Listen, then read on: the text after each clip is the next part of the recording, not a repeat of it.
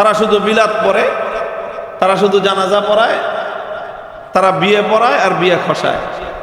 কথা বলতে বলতে দুঃখ লাগে কিছু কথা। অনেক মানুষ এই যে বলে না আমাদের ব্যাপারে যে হুজুররা করে কি, হুজুররা করে কি, হুজুরদের কন্ট্রিবিউশন কি। মাঝে মাঝে দুই একটা ইংলিশ শব্দ লাগায় দেয় মাঝখান দিয়ে, মনে করে যে বাস কওমি মাদ্রাসাগুলো কি করে, তারা শুধু মিলাদ পড়ে, তারা শুধু জানাজা পড়ায়, তারা বিয়ে পড়ায় আর বিয়ে খসায়। না, বিয়ে পড়ানো, বিয়ে খসানো, জানাজা পড়া আর বাচ্চা হলে আজান দেওয়া এটাই শুধুমাত্র হুজুরদের কাজ নয়, বরং হুজুরদের মৌলিক ভিন্ন আরেকটা কাজ আছে, ভিন্ন আরেকটা কাজ আছে।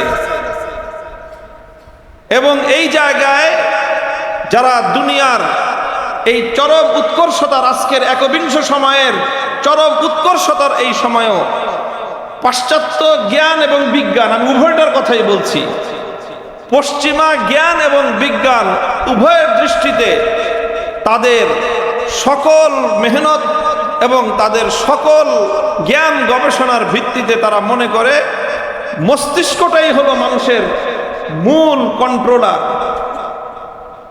একমাত্র ইসলাম, ইসলামী শিক্ষার ধারক, আল কোরআনের শিক্ষার ধারক যারা, যাদের কাছে মহানবী বিশ্বনবী মুহাম্মদ আরবি সাল্লাল্লাহু আলাইহি ওয়াসাল্লামের অথেন্টিক জ্ঞান যাদের কাছে আছে, তারাই আস্থার সাথে, বিশ্বাসের সাথে এই কথাকে তুড়ি মেরে আমরা উড়িয়ে দিয়ে আমরা শতভাগ বিশ্বাসের সাথে চ্যালেঞ্জ করে বলতে পারি, না, দুনিয়ার মানুষের নিয়ন্ত্রণ তার মস্তিষ্কের কাছে নয়, বরং মানুষের মস্তিষ্ক সহ তার নিয়ন্ত্রণ তার আত্মার কাছে। বলবেন হুজুর এই কথাটা এত জোরে বলার কি হলো, আস্তে বললেই তো পারে। হ্যাঁ পারি, আস্তে বললেই পারি, কিন্তু এই কথার মধ্যে যে আসলে স্পিরিটটা আছে, সেই স্পিরিট আমাকে এই কথাটা আস্তে বলতে দেয় না। এটা সারা দুনিয়ার সাথে আমাদের মত পার্থক্য, 1400 বছর ধরে মত পার্থক্য চলে আসতেছে। তবে মত পার্থক্য যতদিন যাচ্ছে, পাশ্চাত্য আস্তে আস্তে দুনিয়ার জ্ঞান বিজ্ঞানের সকল গবেষণা ইসলামের কাছে মাথা নোয়াতে বাধ্য হচ্ছে।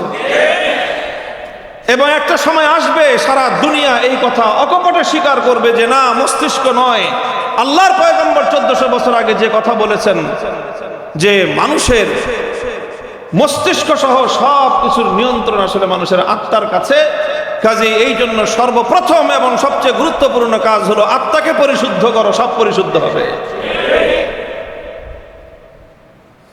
এই জন্য ওলামায়ে কেরাম, আমরা মস্তিষ্কের গুরুত্বকে অস্বীকার করি না। আমরা যেমন মানুষের অঙ্গ প্রত্যঙ্গের গুরুত্বকে অস্বীকার করি না, ইসলাম এগুলোকে অস্বীকার করে না। ইসলাম বলে না যে মানুষের হাতের কোনো গুরুত্ব নাই, ইসলাম কথা বলে না যে মানুষের চোখের কোনো গুরুত্ব নাই। আল্লাহর কোরআন এবং আল্লাহর পয়গম্বরের হাদিসের জ্ঞান কথা বলে না যে মানুষের অর্গানগুলোর কোনো গুরুত্ব নাই।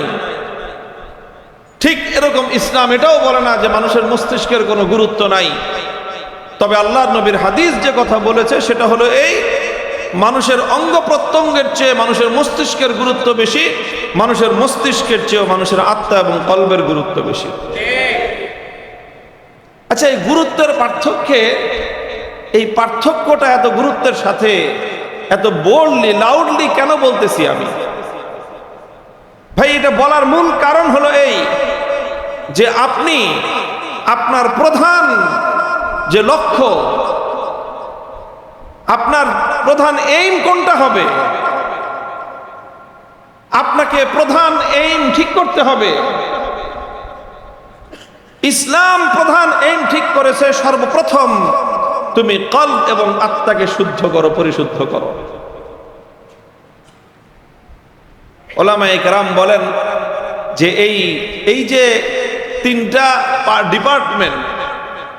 তিনটা ডিপার্টমেন্টের মধ্যে পারস্পরিক একটা সম্পর্ক আছে। আত্মা, মস্তিষ্ক, অঙ্গ প্রত্যঙ্গ, এই তিনটা ডিপার্টমেন্ট, এটা মানব দেহের। আরে ভাই, মানুষ তো একটা শুধু ছোট্ট দেহ না, মানুষের এই ছোট্ট দেহটা এটাকে বলা হয় আল আলামুস সাগীর। এই পৃথিবীটা হলো আল আলামুল কবির, এটা হলো বড় জগৎ। আর এই মানুষের 3.5 হাত বডি, এটা হলো ছোট একটা জগৎ। মানব দেহের মধ্যে সারা পৃথিবীর বিশ্ব জগতের একটা, এটাকে মানে মিনি জগৎ আল্লাহ পাক রব্বুল আলামিন একটা মানব দেহকে সৃষ্টি করেছেন। মানব দেহটা যেইভাবে পরিচালিত হয় সেই আদলেই সারা পৃথিবীটা পরিচালিত হয়। হাকিমুল ইসলাম কারি তৈয়ব সাহেব রহমতুল্লাহ আলাইহি চমৎকার ভাবে দীর্ঘ এক আলোচনার মাধ্যমে তিনি এটা বিশ্লেষণ করে দেখিয়েছেন যে মানব দেহটা কিভাবে এই গোটা পৃথিবীর একটা ছোট্ট নমুনা, একটা ক্ষুদ্র জগতের নমুনা এটা। তো যেমন একটা দেশ জাতি পরিচালিত হয়, আধুনিক কালে বর্তমান সময়ে আমাদের যে রাষ্ট্রটা পরিচালিত হচ্ছে বাংলাদেশ, এই রাষ্ট্র কোত্থেকে পরিচালিত হচ্ছে আপনারা বলতে পারেন? মূল এটার হেড অফিস কোথায় কোথায় বলতে পারেন? অনেকে বলবে দেশ পরিচালিত হওয়ার প্রধান যে নিয়ন্ত্রণ, সেন্ট্রাল যেই কন্ট্রোলার, সেটা হলো সচিবালয়। সচিবালয়, সেখান থেকে সকল মন্ত্রণালয়গুলো চলে, সব মন্ত্রীরা সেখানে যায়, মন্ত্রীদের মাধ্যমে সচিবরা সেখানে সকল ডিসিশনগুলো, সিদ্ধান্তগুলো গ্রহণ করে, তারপর সেখান থেকে সারা দেশের সকল জায়গায় সেই সার্কুলারগুলো পৌঁছে যায়। এইভাবে দেশটা পরিচালিত হয়। তো এই সারা দেশের স্থানীয় প্রশাসন, এটা হলো মানুষের অঙ্গ প্রত্যঙ্গের মতো, আর সচিবালয়টা হলো মানুষের মস্তিষ্কের মতো। সচিবালয়, মানুষের মস্তিষ্কটা হলো সচিবালয়ের মতো, আর অঙ্গ প্রত্যঙ্গগুলো হলো স্থানীয় প্রশাসনের মতো। আর ইসলামের দৃষ্টিভঙ্গি অনুযায়ী মস্তিষ্ক হলো সচিবালয়ের মতো, আর আত্মা এবং কলব এটা হলো যিনি মূল রাষ্ট্রপ্রধান, বর্তমান আমাদের দেশের প্রধান উপদেষ্টার কার্যালয়, যেখান থেকেই সকল ডিসিশন চূড়ান্তভাবে সিদ্ধান্ত হয়, সেই জায়গাটাই হলো আত্মা এবং কলব। এই যে একটা সার্কেল,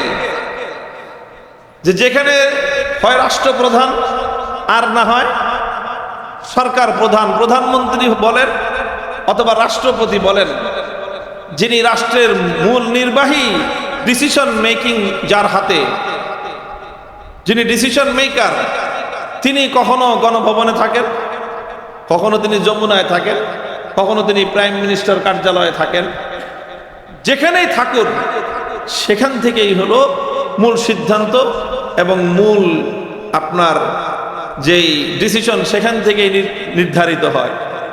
এই জন্য 5ই আগস্ট সবাই কিন্তু সংসদ ভবনেও যায় নাই, সচিবালয়েও যায় নাই, বঙ্গভবনও ঘেরাও করতে যায় নাই, ক্যান্টনমেন্টও ঘেরাও করতে যায় নাই। পোলাপান হলে কি হবে? পাটনা সব পোলাপান বলছে যে ঘেরাও করবি তো গণভবন কর। কারণ বাংলাদেশের ওই গণভবনের যেখান থেকে গোটা দেশের মূল নেতৃত্ব পরিচালিত হয়, ওই জায়গায় সমস্যা দেখা দিয়েছে। ওটাকে পরিশুদ্ধ না করে সচিবালয় পরিশুদ্ধ করে লাভ হবে না, ওটাকে পরিশুদ্ধ না করে বঙ্গভবন দখল করে লাভ হবে না, ওটাকে পরিশুদ্ধ না করে সংসদ ভবন দখল করে লাভ হবে না। আগে সর্বপ্রথম প্রধানমন্ত্রীর কার্যালয় এবং গণভবন, যেখান থেকে বসে গোটা দেশে অশান্তি সৃষ্টি করা হচ্ছে, যেখান থেকে বসে গোটা দেশের মানুষের বিরুদ্ধে প্রতিদিন যুদ্ধ ঘোষণা করা হচ্ছে, আগে তুমি সেটাকে দখল করো, সারা দেশ আপনি তোমার হাতে চলে আসবে। 5ই আগস্ট কি হয়েছে বলেন তো? সংসদ ভবন থেকে কেউ পালাইছে, বঙ্গভবন থেকে কেউ পালাইছে, ক্যান্টনমেন্ট থেকে কেউ পালাইছে, গণভবন থেকে কেউ পালাইছে? গণভবন থেকে যখনই পালাইছে তখনই সেই 17-16 বছরের দোর্দণ্ড প্রতাপশালী রাষ্ট্র ব্যবস্থার পতন ঘটেছে এবং গোটা দেশের মানুষ, 20 কোটি মানুষ মুক্তি পেয়েছে। মোহতারাম হাজিরিন, এই যে কথাটা দেখেন, একটা মানুষ একটা জায়গা, একটা চেয়ার, এটার জায়গাটা যেরকম গুরুত্ব, এবং সে যতদিন পর্যন্ত তার আপন জায়গায় বসেছিল এই গোটা সচিবালয় কিন্তু তার গোলামি করেছে। আর সচিবালয় যখন তার গোলামি করেছে, সারা দেশের সকল স্থানীয় প্রশাসন তাদের গোলামি করেছে, আনুগত্য করেছে। আমার টাকা দিয়ে কেনা বুলেট আমার সন্তানের বুকে বিদ্ধ করেছে, আমার টাকা দিয়ে কেনা বুলেট দিয়ে আমার সন্তানকে গুলি করে আমার বাড়ির পাশে হত্যা করে ফেলে রেখেছে। সমস্যা তো স্থানীয় প্রশাসনের ছিল না, সমস্যাটা সচিবালয়েরও ছিল না, সমস্যাটা ছিল গণভবনে বসা সেই দেশ এবং জাতি বিরোধী লেডি ফেরাউন।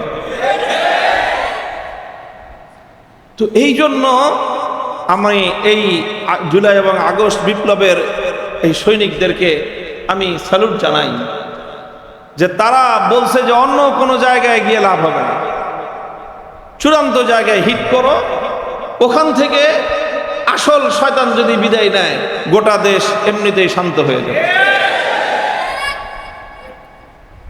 ঠিক তেমনি ভাবে যেমন নাকি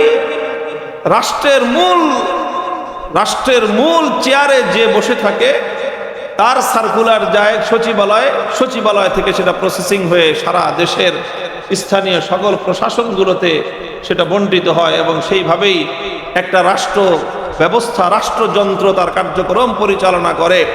আল্লাহ পাক রব্বুল আলামিন এই আলমে সগীর, এই ক্ষুদ্র জগতের মধ্যে আল্লাহ পাক রব্বুল আলামিন তেমনই একটা প্রসেসিংকে আল্লাহ পাক কার্যকর করে রেখেছেন।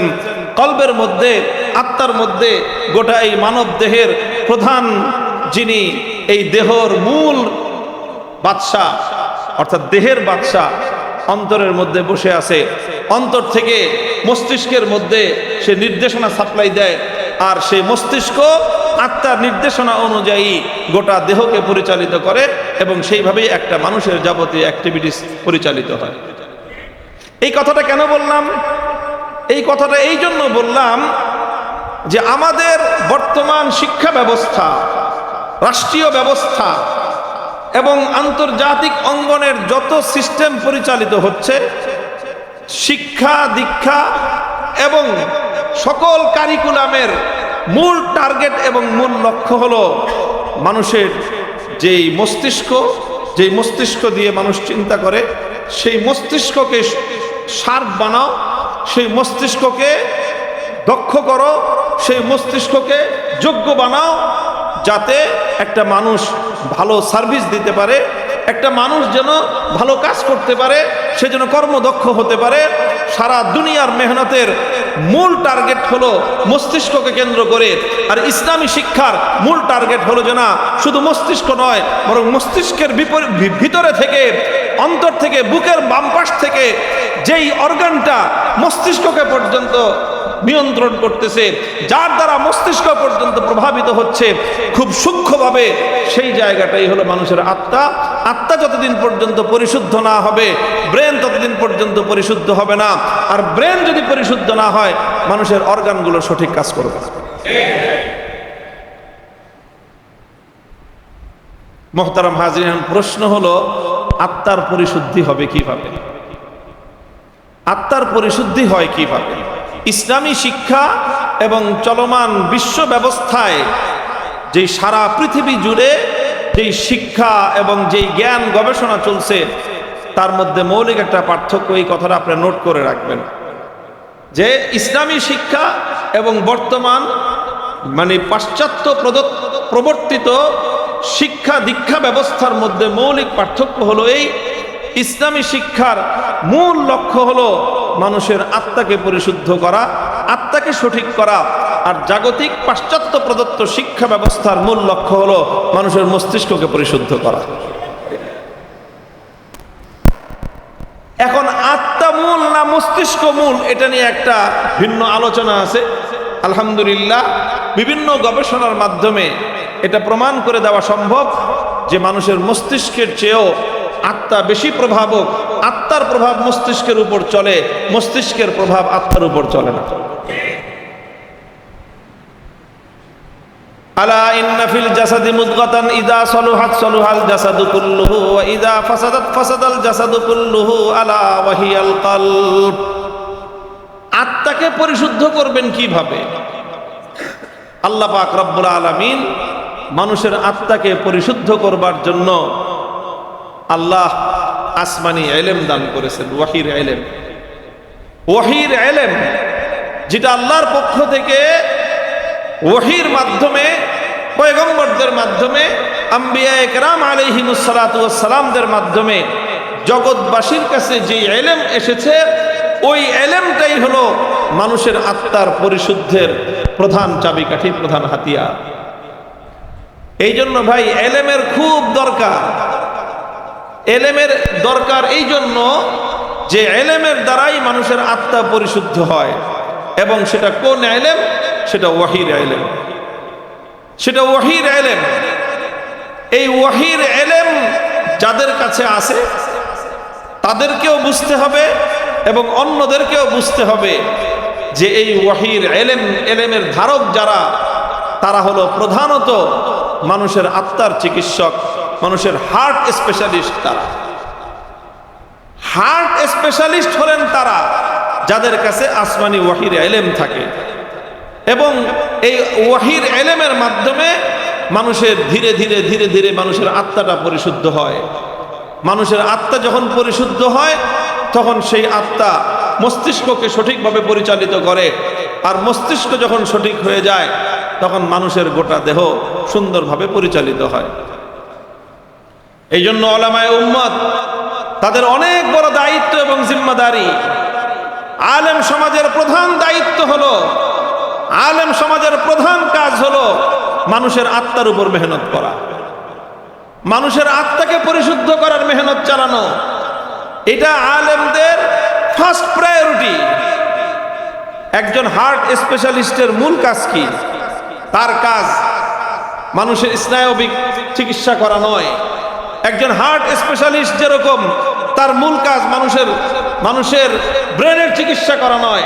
একজন হার্ট স্পেশালিস্ট যেরকম তার মূল কাজ মানুষের অঙ্গ প্রত্যঙ্গ, হাত পায়ের চিকিৎসা করা নয়, বরং একজন হার্ট স্পেশালিস্টের যেরকম প্রধান দায়িত্ব হলো মানুষের হার্টের যেই সকল রোগ হয় সেগুলোর পিছনে মেহনত করা এবং সেগুলোকে শুদ্ধ করার, সেগুলো থেকে আরোগ্য দেওয়ার, একজন মানুষের চিকিৎসা করা যেরকম একজন হার্ট স্পেশালিস্টের দায়িত্ব, ঠিক তদ্রূপ যাকে আল্লাহ পাক রব্বুল আলামিন আসমানি ওয়াহির ইলম দান করেছেন, উলামায়ে উম্মত, আলেম সমাজ, তাদেরও প্রধান দায়িত্ব হলো মানুষের আত্মাকে পরিশুদ্ধ করার মেহনত এবং চেষ্টা চালানো।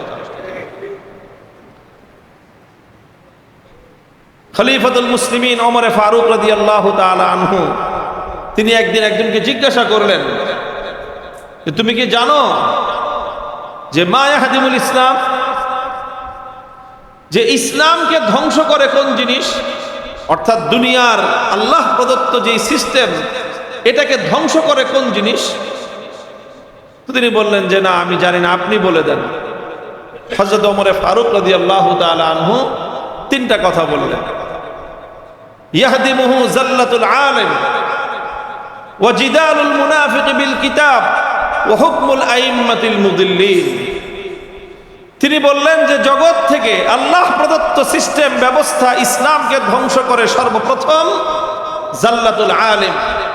কোন একজন আলেম যার কাছে কোরআন এবং হাদিসের ইলম আল্লাহ পাক রব্বুল আলামিন যার বক্ষে আমানত রেখেছেন, সেই আলেমের যখন পদস্খলন হয়, একজন আলেমের যখন পদস্খলন হয়, এটা আল্লাহর জমিন থেকে ইসলামকে ধ্বংসের সর্বপ্রথম কারণ। দুই নম্বর কারণ ওয়াজিদালুল মুনাফিক বিল কিতাব। মুনাফিক আল্লাহর কিতাব নিয়ে ঝগড়া করে, মুনাফিক আল্লাহর কিতাব নিয়ে ঝগড়া করে। এটা খলিফাতুল মুসলিমিন ওমর ফারুকের বক্তব্য, অর্থাৎ এটা আল্লাহর রাসূল থেকে প্রাপ্ত শিক্ষার আলোকে উনি বলেছেন। এই কথাটা প্রকারান্তরে আল্লাহর নবীর শিক্ষা যে ইসলামকে ধ্বংস করার প্রথম হাতিয়ার হলো একজন আলেমের পদস্খলন, দুই নম্বর হাতিয়ার হলো মুনাফিক যখন আল্লাহর কিতাব কোরআন নিয়ে যখন ঝগড়ায় লিপ্ত হয়, এটা হলো ইসলাম ধ্বংসের দ্বিতীয় হাতিয়ার। তিন নম্বর হাতিয়ার হলো ওয়া হুকমুল আইম্মাতিল মুদিল্লিন। মানুষকে বিভ্রান্তকারী নেতৃবর্গ, মানুষকে বিভ্রান্তকারী শাসকবর্গ, তারা যখন শাসন কার্য পরিচালনা করে, মানুষকে বিভ্রান্তকারী শাসকবর্গ যখন শাসন কার্য পরিচালনা করে, তখন এর দ্বারাও আল্লাহর জমিনে আল্লাহর দ্বীন ইসলাম ধ্বংসপ্রাপ্ত হয়। কয়টা বললাম? তিনটা। এক নম্বর হলো আলেমের পদস্খলন, দুই নম্বর হলো মুনাফিক ব্যক্তি যখন আল্লাহর কিতাব নিয়ে ঝগড়া করে, তিন নম্বর হলো যে মানুষকে বিভ্রান্তকারী শাসক যখন শাসন কার্য পরিচালনা করে, এটার দ্বারা আল্লাহর দ্বীন ধ্বংস হয়। আচ্ছা, আলেমের পদস্খলনটা কি জিনিস সেটা একটু পরে বলতেছি। মুনাফিক আল্লাহর কিতাব নিয়ে ঝগড়া করে, এর অর্থটা কি? এর অর্থ বিভিন্ন সময়ে আমরা হাদিসের ব্যাখ্যা গ্রন্থ পড়ে বিভিন্নভাবে বুঝেছি। আমার এই বিষয়টা একেবারে স্পষ্ট আমার সামনে প্রতিভাত হয়ে উঠেছে এই হাদিসের ভাষ্যটা, যখন আমাদের দেশে একটা ইস্যু আসলো, ভাস্কর্য ইস্যু। মনে আছে আপনাদের? এই আমার সাথে সর্বপ্রথম সরাসরি বাজাবাজি শুরু হলো এই ভাস্কর্য আর মূর্তি নিয়ে। ওই সময় আমি লক্ষ্য করেছি জিদালুল মুনাফিক বিল কিতাবের অর্থ কি, একেবারে চাক্ষুষ দৃষ্টান্ত সহ বুঝতে পেরেছি জিদালুল মুনাফিক বিল কিতাব কি অর্থ। এটা ওই সময় লক্ষ্য করলাম যে কিছু কিছু মানুষ তারা কোরআনের রেফারেন্স দেয়, তারা আল্লাহর নবীর হাদিসের রেফারেন্স দেয়। কোরআন হাদিসের রেফারেন্স দিয়ে তারা কি সাব্যস্ত করে? তারা সাব্যস্ত করে যে কোনটা তিমসাল, কোনটা তাসবির। বলে যে এখানে হযরত সুলাইমান আলাইহিস সালাতু ওয়াস সালামের সময়ে সুলাইমান আলাইহিস সালাতু ওয়াস সালাম তিনি জিন্নাতদেরকে দিয়ে ইয়ামালুনা লাহু মা ইয়াশাউ মিন মাহারিব ওয়া তামাসিল ওয়া জিফানিন কাল জওয়াব, সুলাইমান আলাইহিস সালাতু ওয়াস সালাম তামাসিল বানাইতেন। কোরআনে পাকে একটা শব্দ আছে কি? তামাসিল। তার একটা বহু বচন, এর এক বচন হলো তিমসাল। তিমসাল আরবি ভাষায় ব্যবহার হয় দুইটা অর্থে। তিমসাল কখনো ব্যবহার হয় কোনো প্রাণীর গঠিত আকৃতিকেও তিমসাল বলা হয়। তো হযরত সুলাইমান আলাইহিস সালাতু ওয়াস সালামের নির্দেশে জিন জাতি আল্লাহর পয়গম্বর সুলাইমান আলাইহিস সালামের নির্দেশে তারা এরকম তিমসাল নির্মাণ করত। এটা আল্লাহর কোরআনে বলেছে। এই তো কোরআনের এই আয়াত থেকে দেখলাম যে উস্তা খায়া পশ্চিম দিকে পড়ে না কোনোদিন। বুঝেন নাই? মানে কোনোদিন পা পিছলে পড়ে গেলেও তো পশ্চিম দিকে পড়বে না, ভুলেও সেজদা করে না, নামাজ পড়বে তো দূরের কথা। এই জাতীয় মানুষরা তারা আল্লাহর কোরআন দিয়ে দলিল দিতে লাগলো যে এই যে ভাস্কর্য নির্মাণ করা হচ্ছে এটা কোরআনে সমস্যা, কোরআন বিরোধী না, বরং আল্লাহর কোরআন এই ভাস্কর্য বানাইতে বলছে। নাউজুবিল্লাহ। কিছু মানুষ দেশব্যাপী এক তর্ক শুরু করে দিল এবং আলেমদের সাথে তর্ক শুরু করলো, এবং তাদের তর্কের হাতিয়ার আল্লাহর কোরআন। কোরআন দিয়ে তারা দলিল দেয় যে ভাস্কর্য বানানো যায়। মুহতারাম হাজিরিন, কোরআন দিয়ে তারা প্রমাণ দিতে আরম্ভ করলো। আমি তখন একটা কথা বলেছিলাম, হাটহাজারী মাদ্রাসায় আল্লামা জুনায়েদ বাবুনগরী রহমতুল্লাহ আলাইহি পাশে বসা ছিলেন। লম্বা তখন কথা বলি নাই, বলছিলাম একটা কথা, ঠিক আছে তোমরা কোরআনের দ্বারা প্রমাণ দিচ্ছ যে ভাস্কর্য বানানো বৈধ, আচ্ছা ঠিক আছে, আমি তোমাদের তর্কের খাতিরে তোমাদের প্রমাণটা শুনলাম। তোমরা আগে আমাকে একটা জবাব দাও যে আল্লাহর কোরআনের দ্বারা যেটা চূড়ান্তভাবে সাব্যস্ত হবে সেটা তো মানবা তোমরা? যদি আমি তাদেরকে জিজ্ঞাসা করি যে আল্লাহর কোরআনের দ্বারা চূড়ান্তভাবে যেটা সাব্যস্ত হবে নিরপেক্ষ বিশ্লেষণের পর, সেটা তোমরা মানবা তো? কারণ তুমি যেহেতু আল্লাহর কোরআনের দ্বারা তোমার যুক্তির পক্ষে, তোমার মতবাদের পক্ষে তুমি প্রমাণ দিচ্ছ, তার অর্থ কি তুমি কোরআন মানো, তাই না? আরে ভাই, কোরআনের দ্বারা যে ব্যক্তি প্রমাণ দিচ্ছে এটা কি মিন করে যে সে কোরআন মানে, তাই না? আচ্ছা, তুমি যেহেতু আল্লাহর কোরআনের দ্বারা ভাস্কর্যের সপক্ষে তুমি প্রমাণ পেশ করছো, তাহলে আসো আগে আমরা এটা ডিসাইড করি যে আমরা কোরআন মানবো কি মানবো না। যদি বলো যে তোমরা হ্যাঁ কোরআন মানো, তাহলে সাব্যস্ত করবা জীবনের কোথায় কোথায় তোমরা কোরআন মানবা বলো। রাষ্ট্র ব্যবস্থায় কোরআন মানবা কিনা, রাজনীতিতে কোরআন মানবা কিনা, নির্বাচনে কোরআন মানবা কিনা, অর্থনীতিতে কোরআন মানবা কিনা, ব্যাংক ব্যালেন্সে কোরআন মানবা কিনা, প্রতিটা ক্ষেত্রে কোরআন মানবা কিনা, আগে সেটা লিখিত পরিত ডিট করো, তারপরে আমরা আল্লাহর কোরআনের দ্বারা তোমাদের সঙ্গে যুক্তি তর্কে যাব। তখন এদের মুখ বন্ধ। কারণ এই কথা যদি তারা মেনে নেয় যে আল্লাহর কোরআন মানবো, তাহলে জীবনের ধান্দাবাজি সব এক জায়গায় বন্ধ হয়ে যাবে। তারা কোরআন মানে না, তারা আল্লাহর কোরআনকে মানে না, তারা আল্লাহর কোরআনকে অনুসরণ করতে চায় না।